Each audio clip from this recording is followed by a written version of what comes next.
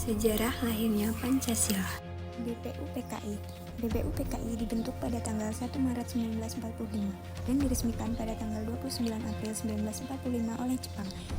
Tujuan dibentuk BPUPKI yaitu untuk menyelidiki dan menelaah hal-hal penting yang berkaitan dengan pembukaan negara Indonesia. Selanjutnya, untuk mengkaji dan merumuskan dasar negara, konstitusi, dan struktur pemerintahan.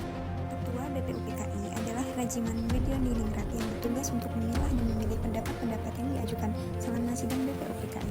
Sidang pertama BPUPKI dilaksanakan pada tanggal 29 Mei sampai 1 Juni 1945 di Gedung Chongsang-in, sekarang bernama Gedung Pancasila. Tujuan sidang ini membahas dasar negara Indonesia. Tokoh utama dalam sidang ini yaitu Muhammad Yamin, Soekarno, dan Supomo. Panitia 9.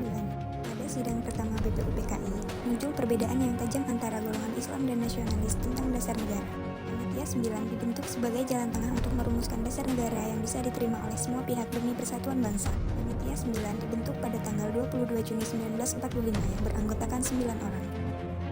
Tokoh Panitia 9. Yang pertama, Insinyur Soekarno sebagai ketua, yang kedua Muhammad Hatta sebagai wakil ketua, yang ketiga Kiai Haji Wahid Hasyim, Ki Bagus Hadikusumo, Kusno Djokro Sujoso, Haji Agus Salim sebagai perwakilan Islam. Dan selanjutnya, Alexander Andries Maramis, Ahmad Subarjo, Muhammad Yamin sebagai perwakilan nasional.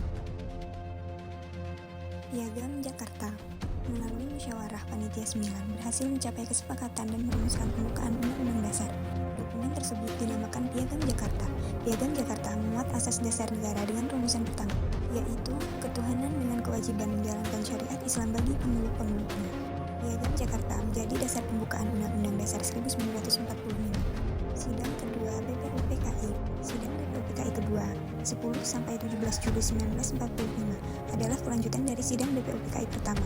Sidang ini membahas dan menyetujui rancangan Undang-Undang Dasar yang menjadi dasar negara. Rancangan undang-undang ini yang di dalamnya termuat Piagam Jakarta merupakan hasil kerja dari BPUPKI. BPUPKI dibubarkan pada 7 Agustus 1945 karena dianggap telah menyelesaikan tugas utamanya, yaitu merumuskan rancangan dasar negara dan undang-undang dasar.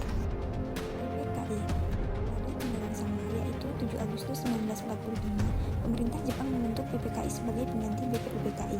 Tugas utama PPKI adalah melanjutkan tugas BPUPKI, yaitu mempersiapkan segala hal yang berkaitan dengan kemerdekaan dan pembentukan negara Indonesia.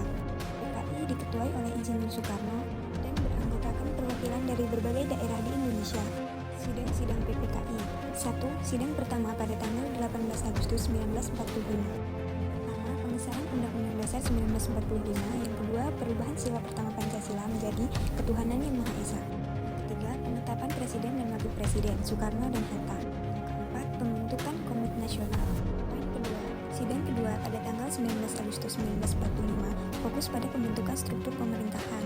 Poin ketiga, sidang ketiga pada tanggal 22 Agustus 1945 membahas lembaga-lembaga negara.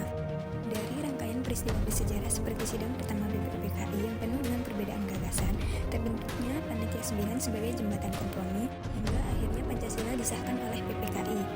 Kita dapat melihat sebuah cermin untuk nilai-nilai yang ada di seluruh Pancasila.